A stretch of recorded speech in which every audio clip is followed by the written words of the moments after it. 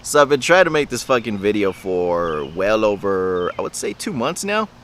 It's been a hit or a miss. I've sat down, I've tried recording for it. It just has never really come out. But then at the end of the day, I'm like, done is better than perfect. But either which way, I always scrap it. I never upload it. And yeah. So the whole purpose of this video is for me to try to actually sit down and give you guys a better insight on, who I am, where I come from, what are my passions, why I'm on YouTube and so forth and yada yada. So first things first, if you're new to my channel, this might be the first video you ever watch from me. My name is Ramirez. Hoping that I'm not fucking shaking this damn table way too much, but I'm Albert Ramirez. I was born in Santa Ana, California in 1991, making me 26 years old. So yes, I'm a Cali kid. I'm living in Texas right now, but I'm a Cali kid at heart, okay? Don't you ever forget that shit. From time to time, I'll say on stream, that I am from the ocean. I will return to the ocean, even though I haven't been back to Cali in about 20 years. We left California, whenever I was like around 5 or 6, somewhere around there. My mom, she left her household whenever she was roughly around 15 years of age. She moved to the U.S. and started her own life, basically by herself. Eventually, getting pregnant with me and all that good shit and yada yada type situation. So roughly whenever I was about 5 or 6, my grandma, she became ill, them not having a real good relationship, having an estranged relationship pretty much. Not to say that they didn't talk, but it wasn't like that really close bond of mother and daughter. She decided to move to Mexico, spend some time with her, before things got really, really worse for my grandma, which eventually she did pass away about 1.5 years or so afterwards. So whenever I was 5 or 6, we moved to Mexico, spent about a year down there. From there, we moved to Mexico. We moved to Texas, where I currently live now. Another place that I've lived in, it would be New Mexico, actually Roswell, New Mexico. For those of you guys that are familiar with the whole alien, conspiracy, alien crash landing and so forth and yada yada type situation. So I lived there for maybe about a semester and a half. We moved there whenever I was in 9th grade. I left here with like really, really good grades, got there, flunked, became a freshman because obviously I was a freshman, and they gave me classes that I was supposed to be taking when I was a sophomore. It was some kind of a weird ass program that they had in case you flunked, but so you wouldn't like necessarily be held back, but whatever. I was still technically a 9th grader, but I was also a 10th grader, so I was a freshman. My mom just wasn't having that shit, so we decided to move back, and we've lived here ever since. So yeah, I mean, that's pretty much about it. I did grow up in a single parent household. My mom was my mom. She was also my dad, which again, very amazing. I love her to death. That is my mom. That's yeah, you gotta love your mom, guys. You gotta love your mom. Obviously we all have family issues and shit like that. I don't know my dad. He is a sperm donor to me, my biological dad, I should say. I don't know him. I have an image or a picture, a little Polaroid of me and him at the little Chuck E. Cheese cart doll thingamabobber situation. A little fucking cart you sit in it. Then you got the little Chuck E. Cheese doll next to you, and then you got the little fucking camera in front of you that like pops out a Polaroid. He's standing next to me, obviously. That's where I get the curly hair. But besides that, I don't know 2 shits about him. Then the dad that I grew up calling dad, he also passed away whenever I was about 7. He got real heavy into drugs, real heavy into drinking, so he became an alcoholic and a drug addict. He went into rehab, sought some help, didn't really help out at all. So eventually, my mom had to make the call. She left him maybe about a year after us coming back or living here in Texas. So it had been roughly about 2 years since they had been separated when he ended up passing away. I wasn't even at his funeral and stuff like that. By that time, I guess, being a young kid, I really didn't have that much of an emotion towards him. I really don't know what it was, but he's the one that I am named after. He is the one that I grew up calling father. It wasn't until one night where me and my mom were in my room, we're watching a kind of one of those like Maury shows or Jerry Springer shows, and they're talking about their stuff and how a mom brought their daughter or their son to tell them that the parent that they've been calling their father or mother really isn't their biological parent. And so my mom decided that night was a really good night to tell me and let me in on the secrets that the person that had just passed away a while back wasn't actually my dad, and that my biological dad was still out there somewhere. And so obviously kind of caught me by surprise. Wasn't really shocked about it. I can't say I was like too emotional about it. Not knowing him is like, you really can't miss somebody that you don't know. So that has stemmed, I guess, a lot of, kind of like father issues, abandonment issues here and there, you know, but we all have our own story. I'm not telling you this to like fucking pity me or anything along those lines. I'm just trying to give you a backstory on, you know, understand who I am, why I am the way that I am, and you know, why I keep on pursuing other shit and whatever bullshit that I do. One thing that I guess I could say that my mom has always told me that I take after my biological dad is, or that I took from him, she really is proud of, is his work ethic, that I am a hard worker, which I guess I can really relate to. I can understand whenever I find something that I want to do, I really put my heart, my soul, you know, my time, my blood, my sweat, my tears all into it, and you know, I just go full force into it, and I just fucking take off running with that shit, you know. So that's one thing that I can honestly say that I get from him. Again, I don't know the motherfucker, so whatever it is, but I do know that whenever there's like a really good fucking like dad scene, I guess you can call it, in movies or whatever, I tear up, guys. I legitly like fucking bawl like a little fucking bitch, man. But yeah, so I do have issues. Obviously, we all have issues. Who doesn't have issues? We all have our own story. It really depends on how you want to tell your story. That really matters. So you know, I've had a bit of a bad example growing up, and needless to say, because I've had a bad example, I can honestly say for myself that I am not a drinker. I am not a cheater. I am not a beater. I am not those things that I was exposed to. You know, I don't do drugs, I don't drink, I don't do this and that and yada yada. I'm not a fucking party, you know, club banger and this and that other bullshit. I've had that example. I didn't want to become that. You know, I guess we all grew up in one way or another, you know, kind of questioning, will I become my parents? I don't want to become my parents, and so forth and yada yada. You know, we kind of don't want to follow in their footsteps, and you know, we want to do better, we want to become better, we want to become greater. And I can honestly say that I had that example, and I am not that person. But besides that, there's not really a whole lot to tell.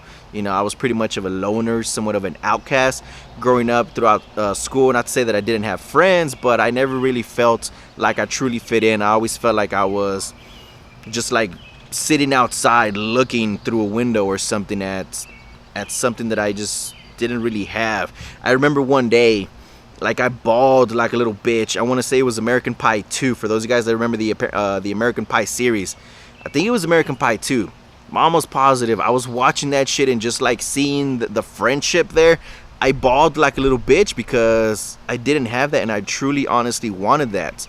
And to this day, I still feel as somewhat of an outcast, just like never really fitting in. I've always had a different perspective on life, if I am like being completely honest, and I guess that's what's led me to really try to seek out a creative outlet. I've never had a diary, but whenever MySpace became a thing, I just kind of like got on there, and I decided that I was gonna just, you know, put myself out there and put out my thoughts, publish, you know, them as notes or whatever it is that it was on MySpace. If I saw a poem online that I really liked, I would get on there and, you know, post it and so forth and yada yada. And I really enjoyed that because, granted, I didn't have a diary, but I guess I was using it as a diary, using it as a blog of how I really felt, and that was the way that I was expressing myself. From then on, I went onto Facebook, did pretty much about the same thing.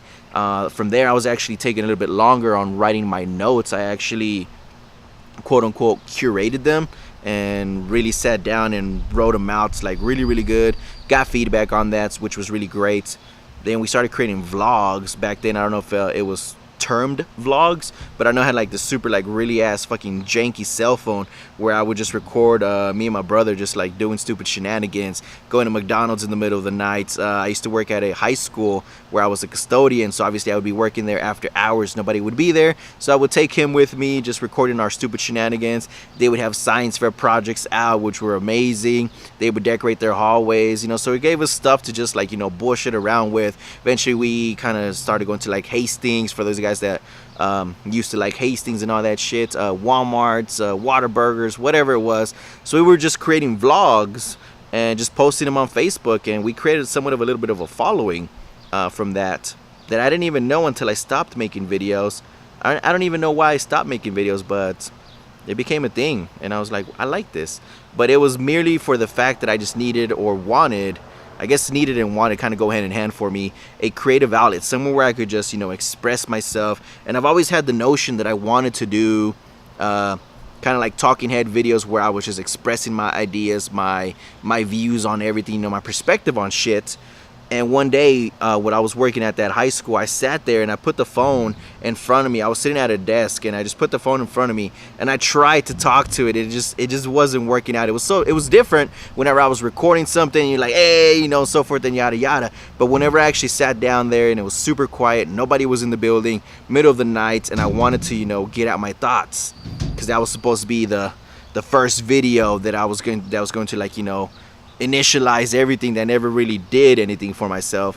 And from then on, I guess we can fast forward, and I got on YouTube. Yeah. YouTube was kind of a weird situation for me to get into. My brother just one day, he said, you know what, we should get on YouTube. We should just, you know, do gaming. We like gaming. We've stayed up all night playing fucking video games left and right and shit. And so I was like, you know what, let's do it. So I did. I already had a PC rig built that I had kind of swapped over from console gaming to PC gaming. I was like, man, all I gotta do is like upgrade one thing here and there and I can be ready to go. So I did that. My first 2 videos that you'll see on the channel are Twitch live streams. I actually started on Twitch for some odd reason, which was kind of weird. The idea was to start YouTube, but yet I went on Twitch for some I don't know what happened. Either which way, did the first 2 live streams. I exported them, added them or uploaded them to YouTube, and then from then on I just said, you know what, we're gonna stick to YouTube, we're gonna see what happens. And so we're now here, you know. Fast forward 2.5 years, I've gone through so many changes. At first it started with, let's just make videos about us video gaming, and you know, it's progressed into like little things here and there. I've gone through like little genres of games, you know, where I went through like a retro period. I went through like horror games. I even at one point said, I'm not gonna be gaming anymore. I'm just gonna, like, you know, try to put out my ideas and my thoughts and stuff like that. And you know, we're here today. It's been a journey for me, and I'm glad that I've had this experience. I'm glad that I have this time to do this, you know, to just, you know, like really express myself. And I really thank the platform. I really thank every single one of you guys that may have gotten to the end of this video to hear this. I thank you guys so much. It's been a great ass fucking opportunity to just grow. You know, that's one of the best things. I can go back 2.5 years and I can see myself, you know, which I think it's like really awesome that I can just go back and I can cringe at all the shit that I used to do on my fucking videos. I got 2 fucking videos that I made bloopers, I guess you can call them, or I did call them bloopers, and I can't watch those. It's just, I get so fucking cringy and shit. But man, it's an awesome thing. It's been an awesome ride. It's been an awesome journey, and you know, I can't be thankful enough for, you know, how much I've learned, how much I have stepped out of my comfort zone, my timidness, my shyness of just not, you know, being in a little bubble. And my entire passion for, like, you know, everything that I do, everything that I want to accomplish is, like, at the end of my life, what I want to be able to say is that I lived enough, that I enjoyed my life enough, that I don't have regrets. And I don't know what the fuck that was, but that scared me for some odd reason. But I want to just be able to just sit there and be tranquil, just, you know, in a state of peace, that I enjoyed my life and I lived it to the fullest, and that I made each and every moment count. And that's why whenever I do something, I am so passionate about it. I put all my time and all my effort into it that sometimes I burn myself out. I honestly do. I've got into those periods. You know, more often than not, I sit there and I just put so much of my time, so much of my efforts into it, and I burn out. I really do. And I get to points where I honestly want to, you know, I want to break up. I want to give up. I want to break, and I want to give up. But there's always that little voice in my head like, nah, bro, just don't do it, man. You got to keep on going. You got to keep on going. You just got to keep on going. And, you know, that strive, that hunger for something more is always there. I want to create something more. I want to, you know, be something more, if that makes any sense. I don't know if that, you know, really will make sense to you guys. It's just, I always have that mentality that I'm meant to do something more, that I'm meant to be something more. I have voiced it on the channel from one time or another that I feel it's completely selfish that I want to change the world. How that's going to happen, I have no idea how that's going to happen, but that's one of the things that I want to do. I know it's completely selfish. It's probably like a very outlandish type of goal, if you ask me, like, to honestly be speaking about it, but it's an idea that I have. I feel that I want so much more, that I'm never truly satisfied with what I have, and that also kind of is detrimental in a way, because I am like not satisfied. So therefore, when I am here, I am not really sitting back and enjoying the journey. And that's one of the things that whenever I'm just like driving forward and, you know, just running and running and running and chasing after this thing, I'm not really stopping to quote unquote smell the roses. But I am really thankful for this opportunity. You know, all I can say is thank you. I want to continue growing, obviously not as a channel, but as a person, as a community, because that's exactly what I am here for. I'm not here to make the biggest or grow the biggest YouTube channel. I'm here because I really want to make an impact. And that's like, if there's anything that you take away from this video, that is my entire belief system right there. I want to make an impact. I want to make a change. While I am fucking completely lost on how to do that, that is what I want to do. And yeah, I really don't have much more to say. If there's any questions that you guys have, if you even made it to the end, I want to thank you guys so much for this opportunity. But yeah, I'm gonna go ahead and get out of here. Thank you so much for watching. Thank you so much for becoming a part of this community. And you guys are fucking awesome. You guys are fucking great. And I will see you guys next time. Thank you so much.